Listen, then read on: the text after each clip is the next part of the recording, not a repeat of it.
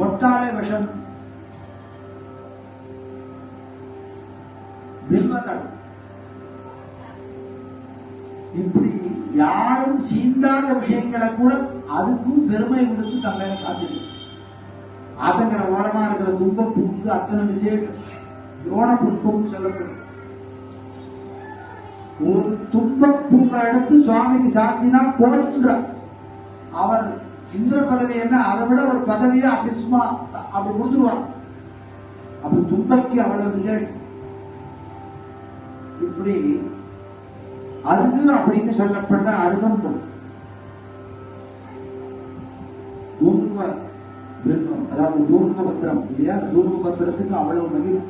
இன்னைக்கு எந்த கோவிலுக்கு போயிருந்தாலும் நந்தியம் பெருமானுக்கு இன்னைக்கு அந்த தூர்வ பத்திரத்தினாலதான் இன்னைக்கு மாலை. அது எதுக்கு அப்படின்னா அது ஒரு குளிர்ச்சியை கொடுக்குது.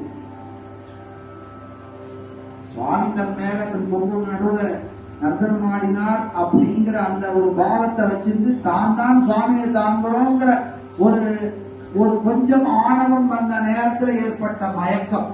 நந்திய பெருமான் மயக்கம் கொடுத்துட்டார். மயக்கம் தெரிஞ்சவனுக்கு தெளிய வைக்கிறதுக்கு தான் இந்த அருகம்புல் மாலை. அம்பாள் காப்பரிசி கட்டுப்பருப்பு கட்டிப்பருப்பு கொண்டு வந்து அவருக்கு கொடுக்குறாரு. காப்பரிசி நைவேத்தியம் எதுக்கு அப்படின்னா மயக்கம் வந்து சித்தம் கலங்கிய ரிஷபத்துக்கு கொடுக்கப்பட்டது அந்த காப்பரிசி நைவேத்தியம். அந்த காப்பரிசியை சாப்பிட்டதுக்கு அப்புறம் அவருக்கு அந்த கலக்கம் தீர்றது. சுவாமி மீண்டும் சொன்னாங்க, கிடையாது தப்பு பண்ணிட்டேன், க்ஷமாபரா.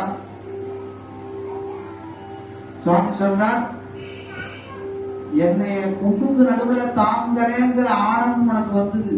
நான் எங்க வேணாலும் டாக்டர் ஆடுவேன், நான் எங்க ஆடுவேன்னு யாருக்கும் தெரியாது. ஸ்மசான வாசிங்கிற அப்படி இல்லை. என்னுடைய திருவடி யோகிகளுடைய முடி மேல இருக்கு, தேவர்களுடைய முடி மேல இருக்கு. அப்படி நீ என்னைய தாங்கறேன்னு ஆணவம் கொண்டே இந்த ஆணவத்தை கொஞ்ச நேரம் போக்கணுங்கிறதுக்காக அவளுக்கு ஒரு மயக்கம் கொடுத்தேன் அப்படிங்கிறது பிரதோஷத்துடைய தாற்பயம் என்ன அப்படின்னு.